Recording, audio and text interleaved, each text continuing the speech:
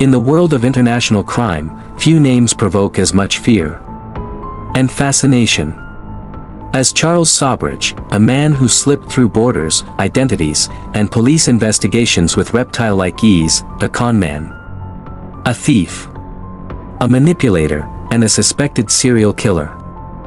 Between the early 1970s and 1976, Sobhraj hunted backpackers along the Hippie Trail, a route stretching from Europe to India, Thailand, and Nepal.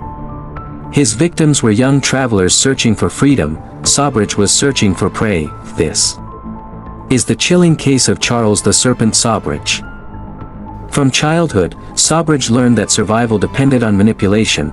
He became skilled in reading people, exploiting weaknesses, and using charm as a weapon.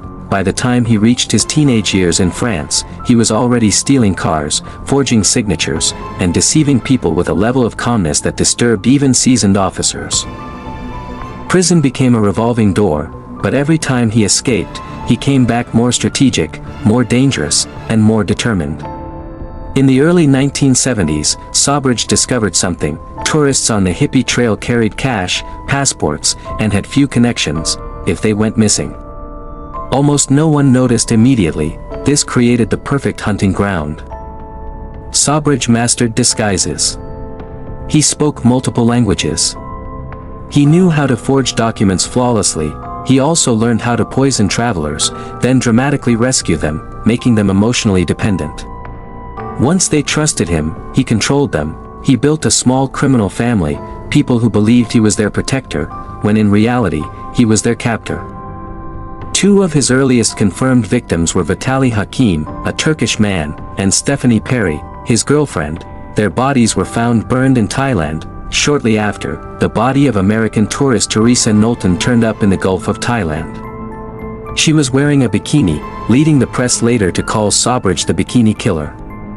These early murders revealed a pattern. He chose travelers, stole their passports, used their identities, and vanished before authorities connected the dots.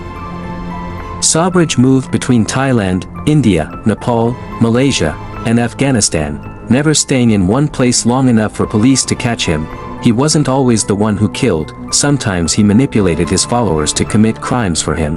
His right-hand companion was Marie-Andrée Leclerc, a Canadian woman who fell deeply under his spell. Another was Ajay Chowdhury, who remained loyal to Sobhraj until his own mysterious disappearance, suspected to be Sobhraj's doing. Together, they created a cycle. 1. Befriend backpackers. 2. Poison them. 3. Rob them. 4. Kill them if necessary to avoid detection. 5. Travel using the victim's passport. Dozens of travelers reported being drugged, robbed, or nearly killed.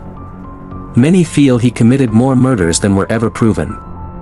In 1976, Sobhraj attempted one of his boldest schemes in India. He drugged a group of French postgraduate students in New Delhi by handing out medicine after dinner. His plan was to steal their passports and money, but this time, something went wrong. The students noticed the symptoms and realized they had all been drugged at the same time.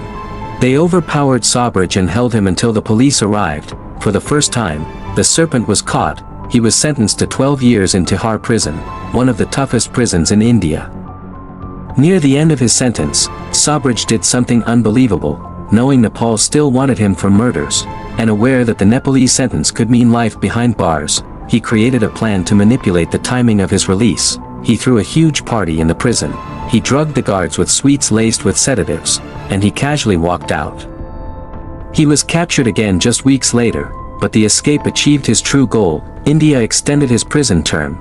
This meant he couldn't be extradited to Nepal until the murder charges there expired under the statute of limitations, a strategic escape. Not for freedom, but for protection. After being released from India in 1997, Sobhraj lived in France as a free man. He gave paid interviews, enjoyed media fame, and lived comfortably. Then, in 2003, he made a shocking move. He returned to Nepal, a country where he was still wanted for the 1975 murders of Canadian Laurent Carrière and American Connie Bronzik. Police recognized him instantly. This time, he could no longer slip away. He was arrested, tried, and sentenced to life imprisonment.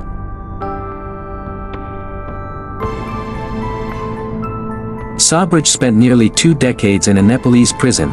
Even behind bars, he maintained an air of confidence and calm, insisting he was innocent. In 2022, due to age and declining health, Nepal's Supreme Court ordered his release on humanitarian grounds. He was deported to France, where he lives today, an elderly man with a dark legacy that continues to captivate and horrify.